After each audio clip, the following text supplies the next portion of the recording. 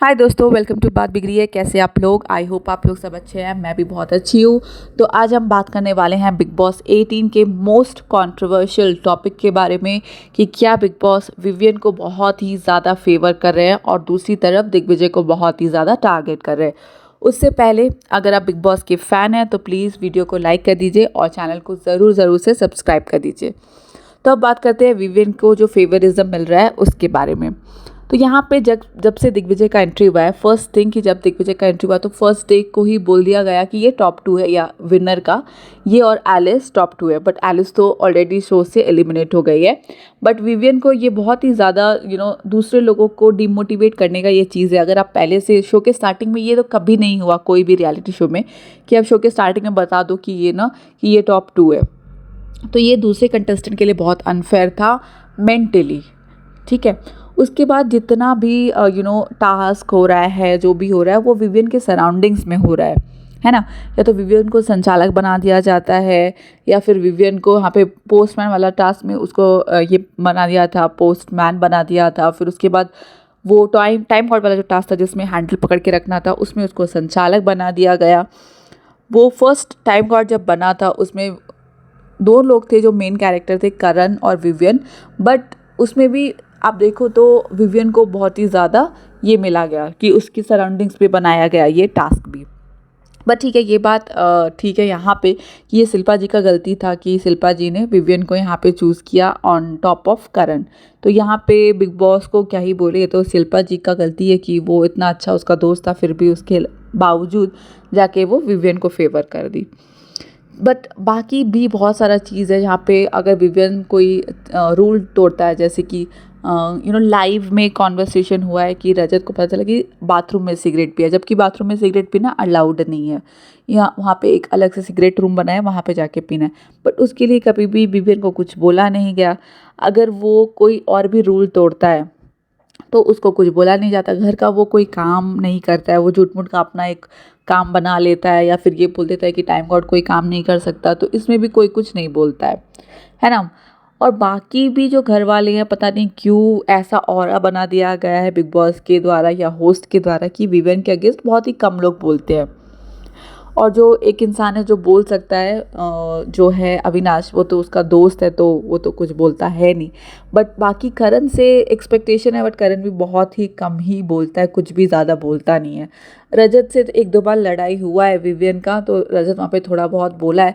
But definitely यहाँ पे सबको जब दिख रहा है कि बिग बॉस इतना ज़्यादा फेवर कर रहे हैं विवियन को, एविडेंटली सबको पता चल रहा है, तो बाकी लोग भी सोचता होगा कि चलो इसके मुँह नहीं लगते हैं, ये लाडला है, शो का टॉप 2 विनर है।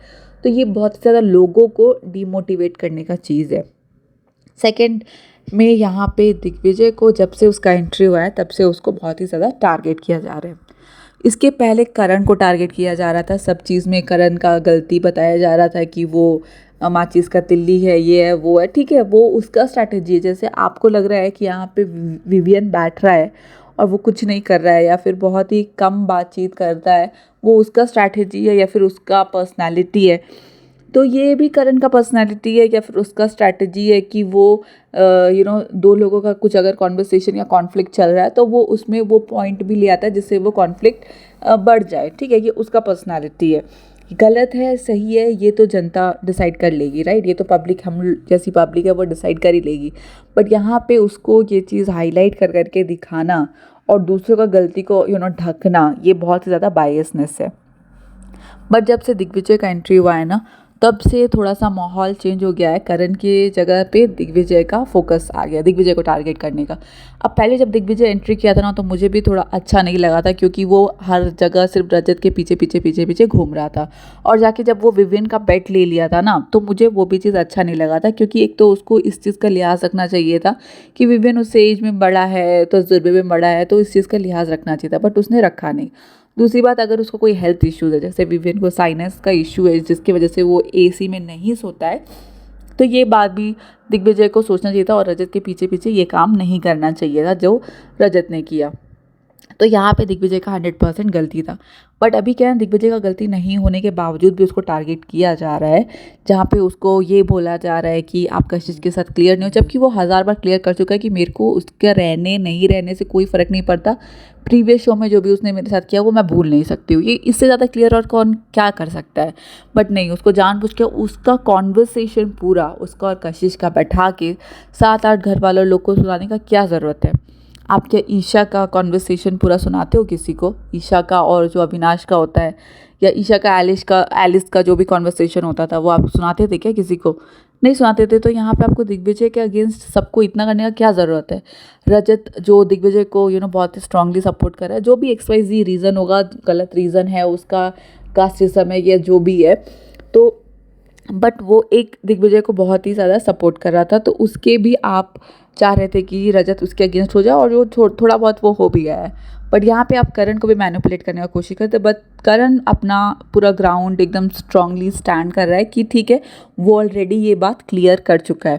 तो यहाँ पे होस्ट का भी थोड़ा गलती है कि पूरा विवियन को सर पे इतना भी नहीं चढ़ाना चाहिए और दूसरों को इतना भी टारगेट नहीं करना चाहिए। यहाँ तक कि उसका पर्सनल लाइफ की उन्नति के साथ उसका ब्रेकअप हुआ है कि नहीं हुआ है वो भी आप शो के ऊपर ले आए। अब यहाँ पे प्रीवियस सीजन में भी ऐसा हुआ था कि मुनव्वर का पर्सनल लाइफ उठा के यहाँ पे लेके आया गया था जस्ट बिकॉज ऑफ TRP। ठीक है, तो ये बिग बॉस का बहुत ही ज़्यादा ओल्ड स्ट्रैटेजी है कि TRP के लिए पर्सनल लाइफ भी यहाँ पे ले आओ। बट आजकल की जो जनता है वो बहुत क्लेवर है। अगर ये सब चीज़ अनफेयर होते हुए देखती ना तो वो कनेक्ट नहीं कर पाती है। ठीक है, शो से बिल्कुल कनेक्ट नहीं कर पाती है, और जिसकी वजह से शो फ्लॉप हो जाता है। तो बिग बॉस को ना यहाँ पे थोड़ा न्यूट्रल रहना बहुत ज़रूरी है। थोड़ा न्यूट्रल रहो और लोगों को भी, ताकि दिखे कि वो लोग किसके साइड जाना चाहते हैं, वो लोग खुद जाए, आपका इन्फ्लुएंस में नहीं जाए। बिग बॉस बस ये चाहते हैं कि सोशल मीडिया पे फ़ैन वॉर हो, बिग बॉस का नाम हो, इसकी वजह से ये बहुत ही गलत तरीका है TRP गेन करने का, और एक जन को नीचा दिखाने का, एक जन को मेंटली ब्रेक करने का। आपको क्या लगता है, आप किसकी साइड हो? विवियन की साइड हो या दिग्विजय की साइड हो? कमेंट सेक्शन में ज़रूर मेंशन करना। और यहाँ पे जो भी सोशल मीडिया पे चल रहा है, जस्टिस फॉर दिग्विजय या फिर विवियन के सपोर्टर्स, वो तो चलता ही रहेगा। बट आपको अगर ये वीडियो अच्छा लगा हो तो प्लीज़ वीडियो को लाइक करना मत भूलना, और इस चैनल को सब्सक्राइब कर देना, और कमेंट में ज़रूर मेंशन करना कि आप किसकी फेवर में हो और आपको क्या लगता है कि बिग बॉस बायस है कि नहीं। तो ये था मेरा आज का वीडियो। मैं और भी अच्छे अच्छे वीडियोस लेके आऊँगी, बट उसके लिए आपको मेरे को मोटिवेटेड रखना पड़ेगा, चैनल को सब्सक्राइब करना पड़ेगा। तो देखते हैं इस बार कौन विनर होगा, विवियन या फिर कोई और, क्योंकि ज़्यादातर चांसेस विवियन का ही लग रहा है मुझे। ठीक है, चलो बाय, टेक केयर।